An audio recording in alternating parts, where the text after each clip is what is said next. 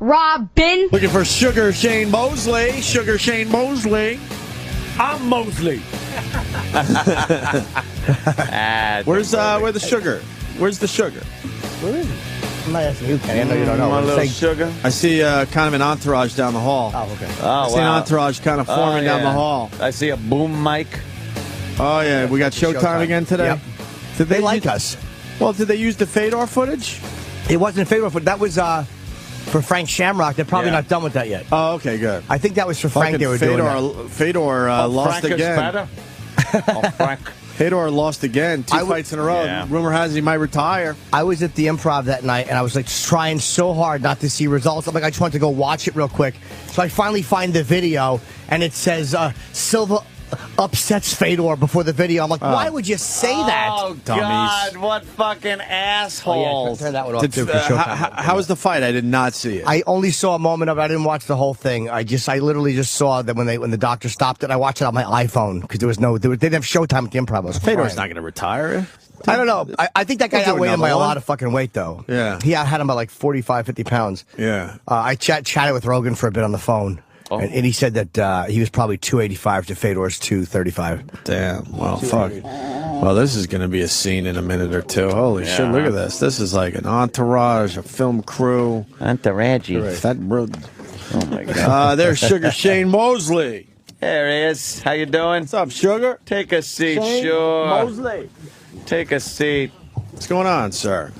Got quite the crew with you, I see. Hi, Shane. How are you? Yeah. Got the CBS crew with me. Oh, yeah. I like it. Cameraman, I like that. How are you, man? How you doing? Hello, sir. Look at this. Camera guys. Hi. Damn, man. Look Are at you that. at Showtime or CBS? Oh, good. Okay. Actually, both. All right. Yeah. Hey, I we notice used what to work for self-centered CBS. asses we are. He's fighting soon. We're making it about ourselves. Like, how do we look? Are we photographing well? I don't care. Obviously. Yeah. Could you use one of those soft lenses, please? Are you the one doing all the press for this, or is Pacquiao doing any stuff? No, Pacquiao's doing some stuff. I think he's gonna be driving taking the train to DC, Okay. and we're gonna do some press there. When do you actually fight? When is the actual fight, and how do people see it? The fight is gonna be May 7th, and it's gonna be at the MGM Grand in Vegas. Nice, yeah. Great place, And, man. and it's gonna be showed on Showtime pay-per-view. Yeah. Yeah. Do you think that it seems like with MMA taking off and stuff like boxing, like there's very few like names and like yourself and Pacquiao and Mayweather, and but there's just not as many guys in boxing that people are running to see. It's like I think that people are just happy that two big fighters are finally fighting. Yeah, it seems a little bit. I mean, there's a lot of great fighters out there that are just not being promoted or promoted, I guess, that's not being shown. And maybe we need to get these fighters out there like that, so the fans, can start boxing more. I think this is a step towards it by CBS coming and following us on regular TV. So a lot of the people that can't get cable. Yeah, mainstream people. Yeah, everyone in the they can come middle America. Yep. Right, they can come in and watch the show, or be interested in the show and in fighting. CBS and Showtime are, I guess, sister companies, so they're kind of connected. Well, weren't you were with Golden Boy, I think, right? Which is De La Hoya's, and I didn't understand why. I don't know all the ins and outs, but to get this fight, like you really lobbied for this fight, like you wanted to fight Pacquiao. Yeah, I mean, I've been friends with Bob Arum, before the Golden Boy. I was actually when Oscar was with Top Rank, if you will, and I kind of met Bob Arum and had some fights under him as well. This fight is under my own promotional company, Sugar Shane Mosley Promotion. So, that's what makes it pretty good. Did they not? Why did you have to leave them to get the fight? Did they not want you to have this fight? Actually, I think maybe there was lobbying for somebody. I think there was lobbying for Marquez to get the fight for the Golden Boy banner. I didn't know that at the time, but. I just went out and said, I need to go out on my own and try to get this fight. And you said too, because everyone was talking for a while about Mayweather fighting Pacquiao, and you said that you feel like you're doing Floyd's dirty work. Yeah, I mean, Mayweather. This was Mayweather's fight if I didn't take it. I mean, you know, if he didn't take it, then who else is going to fight him? I would definitely, you know, I was definitely the man, you know, for the job if he didn't want to take it. And I understood that because Bob Arum made it, you know, very clear that if Mayweather stepped in and said he wanted to fight, then that fight was going to take place. He didn't step in, and I'm here getting ready to fight Manny Pacquiao. You fought Mayweather too, and he won on a decision. But you hit him hard. Like I think you came closer to really slamming him down than anybody has. Yeah. Was he a harder fighter than you thought, or was he an easier guy? No, I mean, I knew he was going to be a hard fight. He's more of a technical fighter that you have to. It's more of a strategic type of fight than an actual battle. I think with Pacquiao, it's going to be more of a warrior battle type of fight. Why do you think that he? And I know you can't speak for him, but everybody talked about Mayweather Pacquiao. I think he's 41-0. Do you think he's afraid to fight Pacquiao? Because what was the whole thing? You'll know better than I. Where he wanted Pacquiao to take an additional test before the fight that Pacquiao didn't want to take. What was that whole? Yeah, I mean, there's different things. You know, they talk about the test, and then they talk about who's going to get the most money out of the fight, who's going to get the best promotion. I mean, it's a lot of things that go, you know, with it. I guess they had to go back and forth, and they couldn't come to agreement. You know, Pacquiao being congressman over there in the Philippines, he's not going to back down to, you know, Mayweather's threats or what his demands, and Mayweather's not going to, you know, back down to Pacquiao's demands or Bob Arum, and they just go back and forth. You know, it's kind of silly, but you know, money. They're both fighting for, you know, the big stake. What they could have probably both made $25 to $30 million a piece, maybe. I don't see much fighting in that. Tell me $30 million, you know, I might be in there with Klitschko.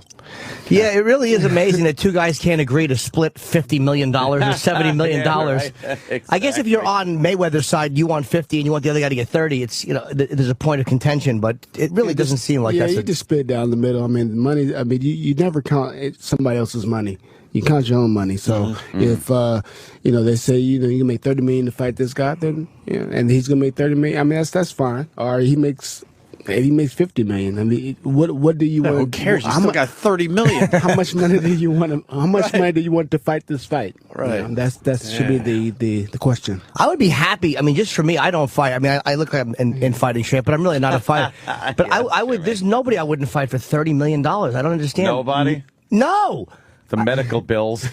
One quick, you know how fast I have what you call, what's worse than a glass jaw? Like what's one step below a glass You jaw? have a graham cracker jaw. Yeah, sand. My jaw is sand. You actually go the distance a lot more than a lot of fighters. Like a lot of your fights seem to be based on decisions. And is that because you have great cardio, or is it something that? Why does that happen for you? And a lot of guys just seem to end a little faster.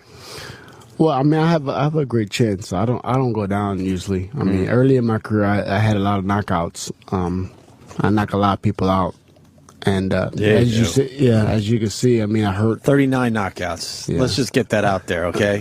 46 wins, 39 knockouts. Wow. How good does it feel to knock somebody out?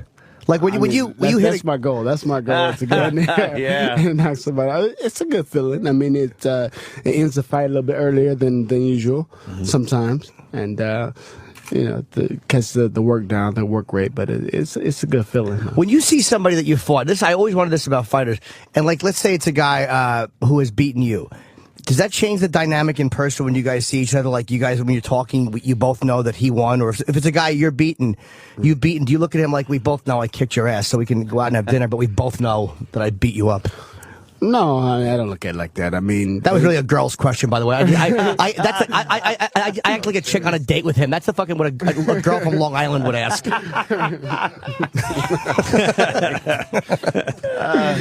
You should allow him to punch you now. No, I don't want. No, I usually do stuff with the mixed martial arts guys. They come in, I'll let them put me in a hole just to see what it feels like. I don't think I'm tough, but a boxer, you can't because they punch. And I'm not taking a fucking. You don't think you're tough? You could. No, but I have to say that to him. I don't want him to think because already he thinks I'm an ass. I don't want him to think I'm delusional. Let him hit you like 20%. Give you a little dead arm or something. No. How about an Indian rub? I'm heavier than he is too. Rub? It's embarrassing. What weight do you fight at? I fight at 147. What? Do you know? Understand? I weigh him by like 23 pounds. You know how embarrassing that is? That he could literally slap me unconscious. Well, he's got the reach on you too, Jim. Yeah, I suppose so. Thanks for clearing that up, Ant. Without giving away any strategy, what is it going to take to win this fight? What do you think? Is it going to be a get in there, charge, start hitting away, or take it easy, back off, let him get tired? Well, I mean, you look at a lot of the obvious that happened in his last fights, and I just look at the one with Margarito. I mean, he beat Margarito pretty good, but there was some interesting moments in there where Margarito was landing some good jabs, Margarito landed some pretty good body shots, so I mean, there is things that to look at, and some of his fights that happened, and even with Cotto and Marquez, you kind of check it out, look at the fight tapes, and me and my coach brother Nazem Richardson will definitely go over it and figure out some game plans. When you look at those films, the fight tapes and stuff, do you notice a lot of times that they are really doing the same thing over and over again, or do people mix it up a lot and you go, geez, this guy's really screwing me up here, I can't get a line on what he's doing? Or do you really kind of see a consistent maybe an error they're making that you go, that's what I can capitalize on? Well, sometimes you don't really call it. Sometimes it's an error, sometimes it's not. Sometimes it's just a pattern. It's a certain pattern that they're doing, and you capitalize on that pattern. And meanwhile, they're doing the same to you. They're looking at you and seeing if you have a pattern that they can... Exactly. So they're seeing how they can capitalize on the pattern. And do you try to mix that up so it confuses people? Do you come out for another fight? Now, I know you obviously have to fight the way you know how to fight, but do you try to change a little something just to knock them off guard a little bit? Well, sometimes, that's the coach's thing to watch, my patterns and see what I'm doing the same and kind of change up a little bit. So if I fall into that pattern, maybe I can change my pattern a little bit and throw them off. Oh, that would screw them. Imagine that. They just study the films and go, I got this guy. And then you go in and it's like, oh, no, he changed that thing. Now I'm screwed. Now I'm screwed. When you, a lot of fighters, it seems like, you obviously are still in great fighting shape, but a lot of guys go like too long, and it's like it seems like, what is it that causes guys like like Meldrick Taylor, a lot of people talk about, and Opie and Anthony. Although this show, I think Ali fought for too long, and it's like, what is it that motivates guys? Because some of these guys still have the money. Is it so hard to walk away from the routine? Away from all that money? I'm thinking. Is it just the money, or is it more than that? I'm not even sure. Well, for some fighters, it's the money. Some fighters fight for the money. Some fighters fight for the love of the sport, or for the fame, the glory, get in the ring and hear all these, the fans screaming and yelling. Yeah, that's got to be hard to walk away from. And probably some of these guys, when they get away from it, they see a new guy coming up and getting all that glory and stuff. They thought, I can beat that guy. I want to come back and I want to fight this guy. And no one wants to see that. Obviously, that's probably why they hang on maybe a little longer than they should. Some of these guys. Well, maybe that's probably what happens when these guys retire. And then they come back, and then they retire, and then they come back because they're losing that excitement of the screen and watching other people having all that fun and excitement. Yeah, it's no surprise. I mean, in sports in general, athletes stay too long. Sometimes. So you don't get a lot of guys that leave at the top of their game or slightly past the top of their game. You always see the guy. I always remember Willie Mays looking really bad in the outfield there for the Mets when he was in his 40s. Oh yeah. He didn't need to play anymore. Yeah. And there's a lot. I mean, there's a million guys like that. Yeah. In all sports. That's rough to watch. Have you taken time off? Like, have you gone a certain amount of time without working where you're like, you know what, I think I'm done? Or have you actually just consistently fought? I'm gonna have to walk myself away from the game of boxing because I love to box. I love to go to the gym. So I'm not the type of guy that's gonna say, I don't want to go to the gym. Even when I'm not fighting, if I'm not a boxer, I'm still gonna be in the boxing gym training, regardless of me fighting on TV or whatever. But you'll do an hour in the gym instead of 18 hours. You know what I mean? Yeah, you'll drop it down. I just want to get back to that question again. Do you know of a boxer that did leave at the top of his game? Where you knew he had a lot more fights in him, but he said, you know what, I'm done. And a guy we would know. Yeah. Yeah, see? What if Marciano, he was 50-0. I mean, did he I mean, I don't think any of us really remember Marciano. I just know because he was 50-0. I think something happened to him where he had to retire. And Jimmy, you know the fight game. You know of one A little fighter. bit, I know it. One fighter that might have had a few more in him and said, "No, I'm gonna leave right now." This is What kind of shape was Larry Holmes in when he left? I mean, he was 49-0 at one point, and then I think lost to Michael Spinks. But then he Mike kind of came Tyson. back. He came back a little bit. And Yeah, he Mike came Tyson. back a little bit, Larry. Oh God, he fought the. I forgot he fought. He did come back. Yeah, that was a bad move. He could have been a guy that left on top, and then he decided he got the itch and he came back in too. Yeah, I mean, figure the Tyson this young guy, Mike Tyson. You saw the guy. Tyson where he goes, "I don't want to do this no more." That went after that one fight. Wow, I forgot who it yeah, was. It that was was- so sad to see. He's like, "I don't want to do this anymore." Yeah, he's like, I don't have the heart for this I don't anymore. have He the was just heart. done fighting. Yeah, but that's the way a boxer should give it up. Though, like right after it's done, go. You know what? I'm done with this. That was kind of a great public thing to say. Like, It was an amazing moment for Tyson. Yeah, it's weird. It's Wow. like I think it really humanized Tyson to people because you know the media only shows you a certain part. You don't get to see the guy at home. And do you find like being a fighter, you're portrayed a certain way publicly that bothers you or that you don't like?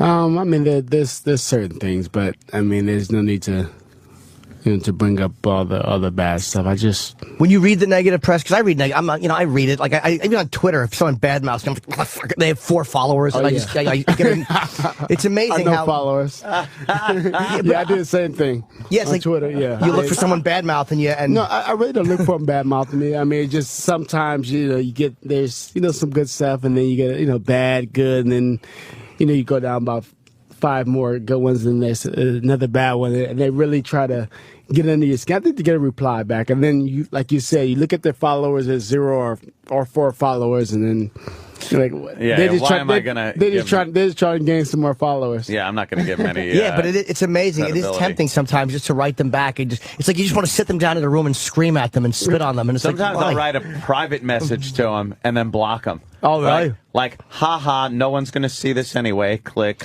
Real mature. Yeah. I try to keep it real mature. Getting What an back- ass I am. Marvin Hagler, they're saying, was a guy that might have left on top. Think you Yeah, did? he left on, well, not all the way on top. He lost to Sugar Ray Leonard, I think, and Okay. it was a close fight. He thought he won. Right. And he said, you know what, I'm done with this. I'm not going to come back anymore. So he got angry with the system. And I Yeah. apologize. I don't know this guy. Joe Calzaghe. Zaki. Oh, yeah, Joe Kazaki. He was 46-0 and he retired? Yes, he did. He also retired on top. But, But it's I'm kind of, not sure if they was talking about him coming back and fight it again. So, why When did he decide to leave? I really don't know. I mean, there's, I'm going to have to look this stuff up after the show. 'cause I'm kind of obsessed with this now. There's But- probably some, there's probably his own reasons. Yeah, okay. When you're training for a fight? Several guys in Europe. Oh, wait a Several guys in Europe. Give him the mic, Danny. What's your name, sir? Brother Nazim. Brother Nazim. Hello. You're not going to hurt us, are you? No, sir. No, Okay. He's a very serious man, though. Man Yeah, of very peace. serious guy. The man of peace. Sit back here and enjoying the show. Sugar, But he's a scary dude. There's several guys in Europe that have done it. There's a guy out of Berlin, Sven Aki. He retired undefeated.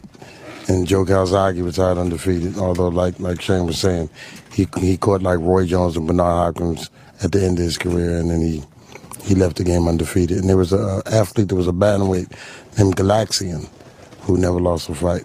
Wow. But Roberto, the one I think of is Ricardo Lopez. To me, was one of my favorite fighters in history. He never lost an amateur fight or a professional fight. Wow. To never lose amateurs. Because even when Tyson was undefeated, I think he didn't lose to Holyfield as an amateur. It's like everyone loses as an amateur. Henry Tillman, he lost to. Henry Tillman, Tyson. Henry Tillman went to the Olympics. Oh, that was who Tyson lost to? Yeah. Oh, okay. Yeah. Because it's do you fight or are you a trainer? I trained He for changed my trainer. Oh, he's a trainer. Okay, Yeah. okay. That's why he knows what he's talking about. I would hope so. Yeah. What would you say? I'll ask both of you guys this. What would you say is if you could watch any fight, if you had one more fight to watch before you died, a fight that had gone on that you'd seen many times, what fight would you choose to watch? Like just the boxing match that you love to see, that you've already seen. The one that I liked was the one with Sugar Ray Leonard and Tommy Hearns, the 3-rounder. Oh, that's Hagler. I'm sorry. Hagler and Hearns. Hearns. Hagler Hearns. Yeah, the 3-rounder. That was a fascinating fight. That was real.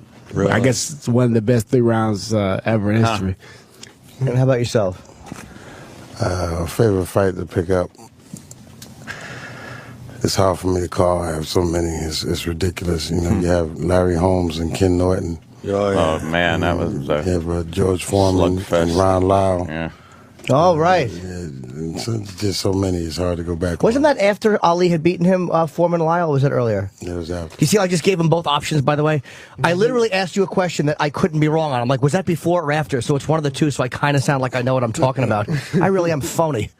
But that's how you ask a question and sound like you know what you're talking about. Well, that was either a yes or a no, correct? Yes. All right. What I just saw, they're showing on Classic Fights. I just watched it, and one of the best combinations I've ever seen thrown, and it's only 75 years ago, was Joe Louis knocking out Billy Conn in that second in the second fight. Jesus Christ, what a combo that is! Yeah, doesn't help this discussion at all. I just figured I'd throw that out. I was on the elliptical and I happened to say it. We got no. That's a great fighting history. Great fighting history because Billy Conn said, Joe, he said, you could have let me win the fight and then you could have came back and beat me in the rematch. Joe said, you had the title for 13 rounds. How could I be sure you'd keep it any longer than that? All right. Because he was beating Joe and then Joe came back and beat him. Hey, we got a question coming in from Nolan, Massachusetts. You don't have to put the headphones on, Shane, but just put them near your ear so you can hear what he has to say. Noel, what's going on? Hey, how's it going, guys? Hey. Can you hear? Okay. Hey, how's it going, Shane? How you doing? Good, good. Hey, now seeing training you for this fight because he had the perfect game plan for the Floyd Mayweather fight. So I'm just wondering, is he training you? Yeah, he's definitely gonna be training me for this fight. Yes. Okay. Well, I got another question. Mm-hmm. You were picked to fight Pacquiao. You say Bob Arum is a good friend and all of that. In boxing, there's not a lot of fighters out there people know. Do you think that you being picked to fight Manny, seeing you've lost, I think maybe 3 out of your last 4, maybe 2 out of your last 3, the Mayweather fight being a pretty bad loss. You had a great game plan. You had the guy. He turned into a dragon, and you could have stepped on the tail, right? Okay. All right. There's guys like Andre Berto out there, very fast, Right. undefeated, ranked pretty high up there. Do you think you being picked, just like Margarito, Cotto also coming off of a loss, Claudio, who came off a loss, every opponent Pacquiao has faced him after being defeated pretty bad. Okay. Do you think that's ruining boxing? Do you think you were handpicked? No, Like, I want So you're asking him 100 questions. Just let him answer one, and you can. That's all right. Could I ask you? Could I ask you? I'm a huge fan, Shane. Could I ask you a question? So you're panicking. Sorry. Could I ask you a question? Could I ask you a question? Do you actually think that Berto will beat me? Who? Andre Berto. Do you think he can? Do you think he can beat me? No.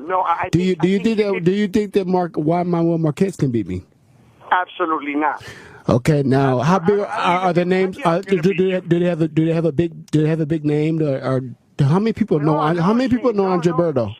How many? I know. I'm just asking you a question. I'm asking you a question back. How many people know Andre Berto? Is he a household name? A lot of people in boxing know Berto. In boxing, but outside of boxing, how many people know Andre Berto? I know, I hear you, but what I'm saying is, do you think that's ruining boxing? Nah, I wouldn't say it's ruining boxing. I'd say it's helping out boxing because CBS and these people following me around. I'm a household name. They know me. People know me. So I'm actually helping the boxing out.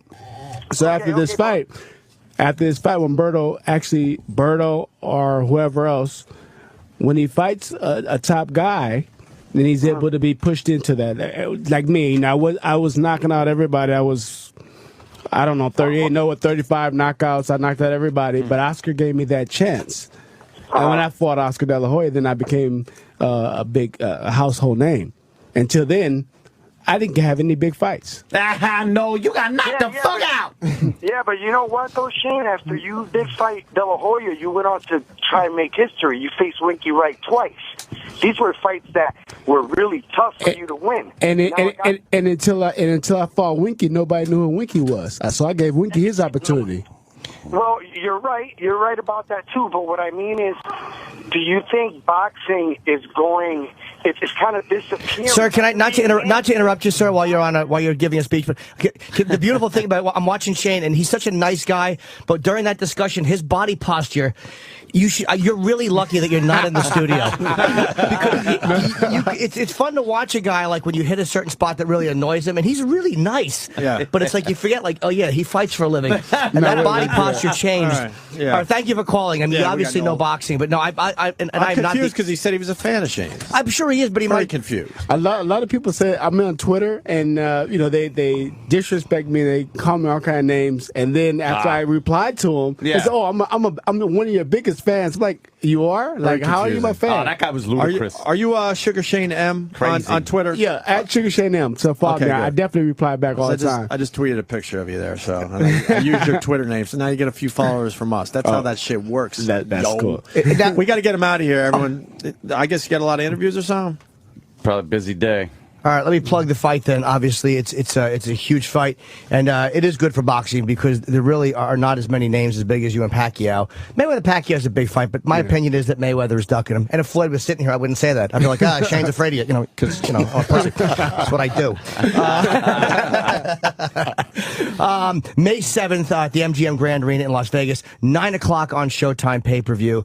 It is. I'm not going to say it the way they have it written. I'm going to say Mosley versus Pacquiao, and it's going to be a great fight, and I wish you a lot of luck. I mean, you're a nice guy. Even we took a photo together one time. I bothered. Oh, here it goes. Let me see. Let's see the picture. Let's see the picture. This is also a great picture of body language. Because look at me trying to put my arm around Shane, and he wants nothing to do with me. It really is. It's like you're hugging a disease, and I don't blame you. He was. All right, so you're great, man, and I'm happy that you're obviously ready to fight, and I wish you a lot of luck. Yeah, Thank you. I think I appreciate it. Thank you, Thanks, Shane. Shane. Thanks, man. All right.